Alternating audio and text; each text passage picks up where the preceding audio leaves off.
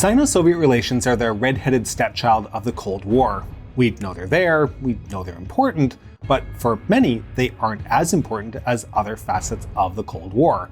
And yet China and the Soviet Union, once socialist brothers in arms, almost went to war with each other, and the threat of a nuclear exchange became very real in the minds of those paying attention. We aren't going to go deep into the reasons for the Sino-Soviet split. We've looked at those in an earlier episode. Instead, this week on the Cold War channel, we are going to look at the 1969 Sino-Soviet border conflict. I'm your host David, and this is the Cold War.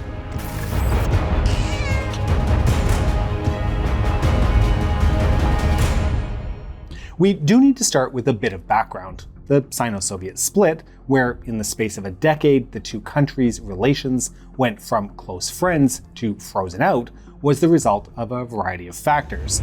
Stalin's death in 1953, followed by Khrushchev's denunciation of Stalin in 1956, made Mao extremely suspicious of the Soviet Union's default claim to leadership of the global socialist movement.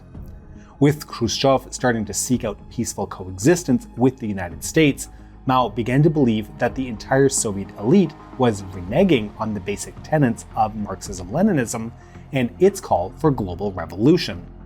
Against this background, when Khrushchev refused to go to war with the United States during the Cuban Missile Crisis, cooperative and diplomatic relations were abruptly ended. Now, knowing that the conflict we're talking about was a dispute over the border between China and the Soviet Union, it's important to understand where the border came from in the first place. To do this, we need to go back all the way to the 1600s as Russia was expanding eastwards towards the Pacific Ocean. Several armed conflicts occurred in the 1670s and 1680s until the Treaty of Nerchinsk was signed in 1689. This treaty confirmed Russian control of the region between the Argun River and Lake Baikal, while giving the Qin dynasty control of the land between the Amur and the Stanovoy Range. Although this agreement remained in place until 1858, the long period of Chinese decline saw Russia take advantage, expanding its control to the south, to the northern bank of the Amur River, and as far east as the Korean border. This was formalized in the 1958 Treaty of Aigun and the 1860 Convention of Peking. These, along with treaties China was forced to sign with other European powers, have become known in China as the Unequal Treaties, something that Mao would leverage during his time in power. So even before the Sino-Soviet split and the real deterioration of relations between the two countries, the PRC began to subtly state its territorial claims over Soviet territory.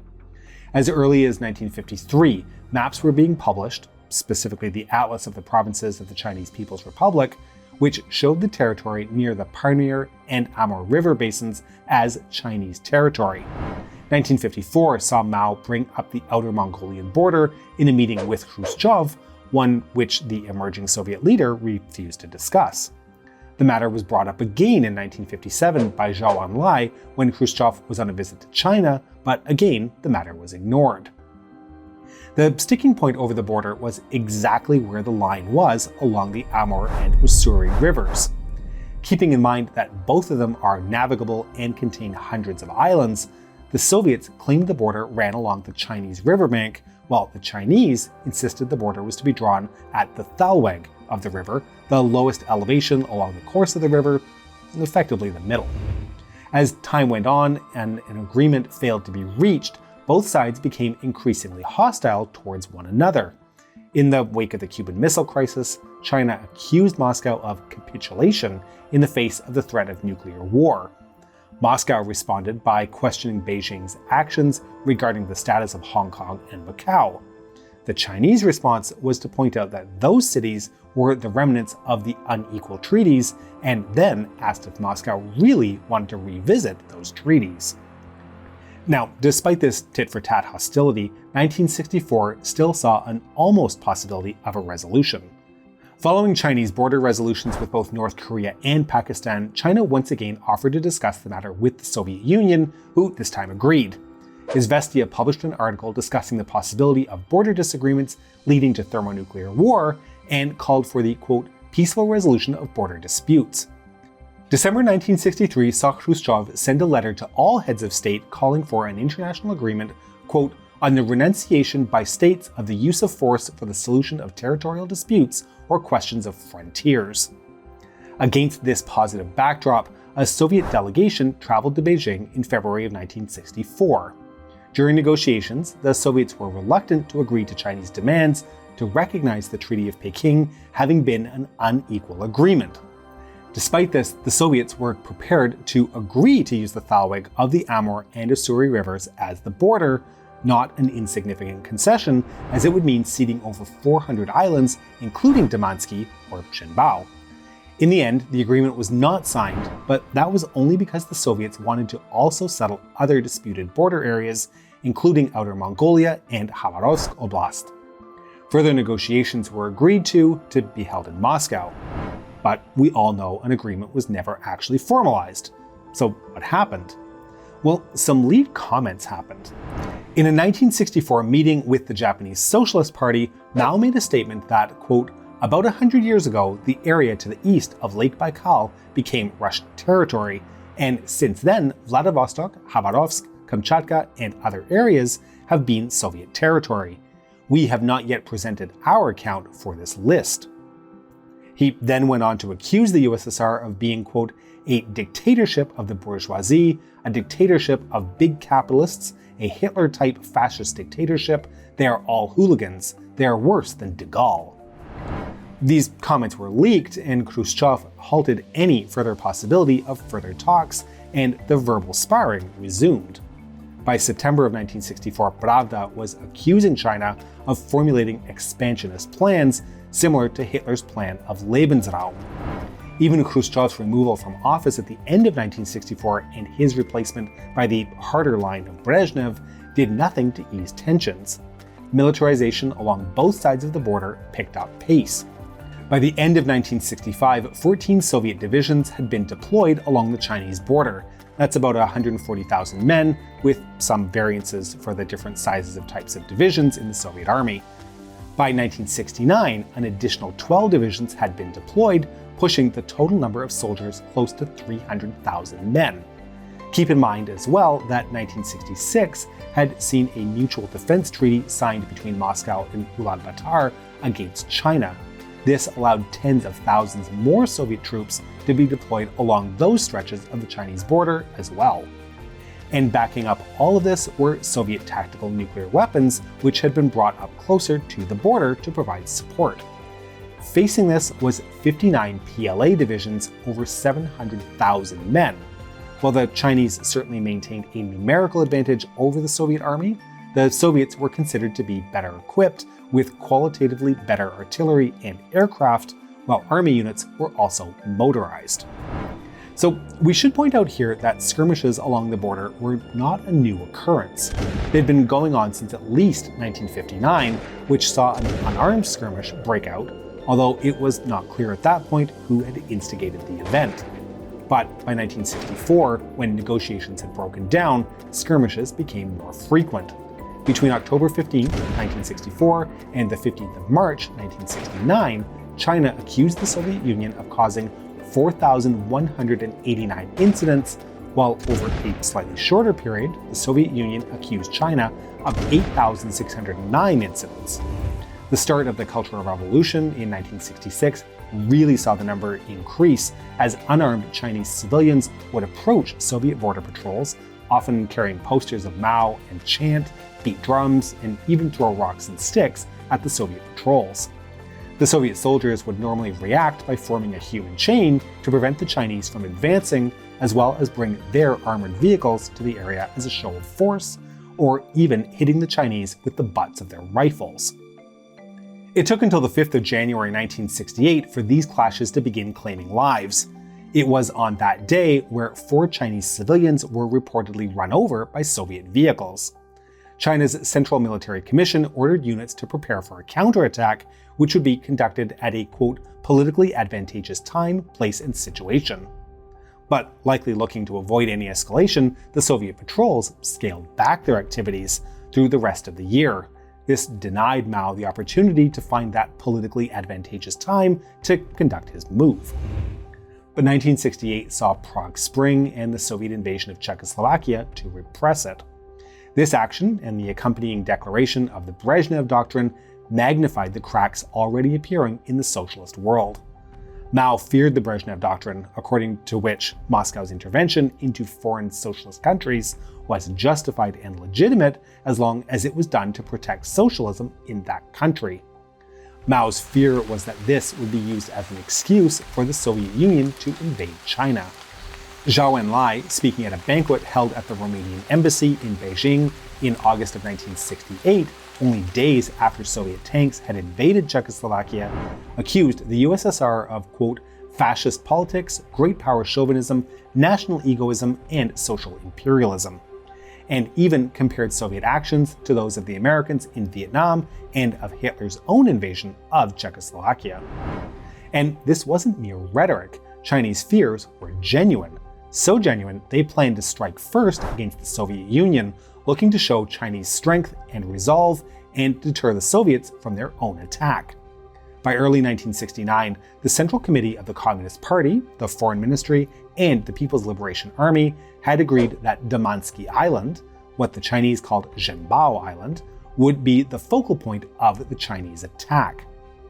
The island itself lies in the Ussuri River between Primorsky Krai and Heilongjiang Province and is less than 1 square kilometer in size.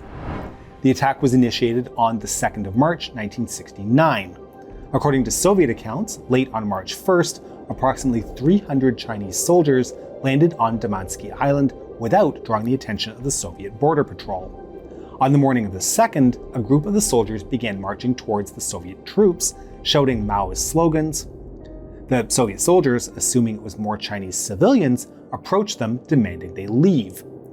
As this began, the first row of Chinese soldiers scattered, making room for a second line of Chinese soldiers who had been in hiding to open fire on the Soviet troops. Over the course of several hours, dozens of men were killed on both sides until the Chinese troops withdrew back to their side of the border.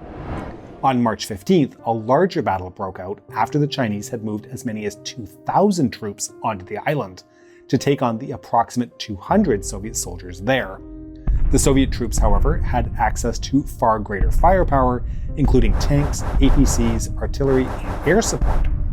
In the fighting on March 15th, over 10,000 artillery rounds were used, and they were supported by 36 aircraft sorties to provide close air support.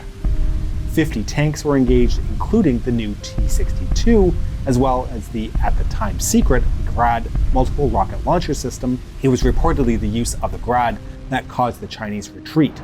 Clearly, the situation was rapidly escalating, and fears of potentially disastrous consequences began to mount. The Kremlin ordered strategic rocket forces in the Far East to a higher alert level, while simultaneously broadcasting an address in Mandarin. The whole world knows that the main striking force of the Soviet armed forces is its rocket units. The destruction range of these rockets is practically unlimited. They are capable of carrying nuclear warheads many times stronger than all the explosives used in past wars put together. Mao warned the Central Cultural Revolution group that, quote, our nuclear bases should be prepared. It was at this point that the Soviet Union began efforts to find a diplomatic solution. On March 21st, Alexei Kosygin attempted a direct call to Mao, but he was thwarted by the Chinese operator, who refused to connect him, calling Kosygin a revisionist element. The next step was for the Soviet Ministry of Foreign Affairs to offer direct talks with the Soviet leadership, but this was also turned down, with the Chinese demanding that a formal diplomatic protocol be followed and a formal letter offering negotiations be sent. The Soviets did exactly that, both at the end of March and again in April. Beijing's response was, in the opinion of this host, who has worked in customer service in North America for many years, the answer you always want to give but never really have the guts to do. A classic response, quote, we will give you a reply, please calm down a little and do not get excited. The Chinese government was busy dealing with internal matters, including preparations for the upcoming 9th Party Congress of the Communist Party, as well as dealing with the ongoing consequences of the Cultural Revolution. In that light, border conflicts served as a good issue around which to rally both the public and the party.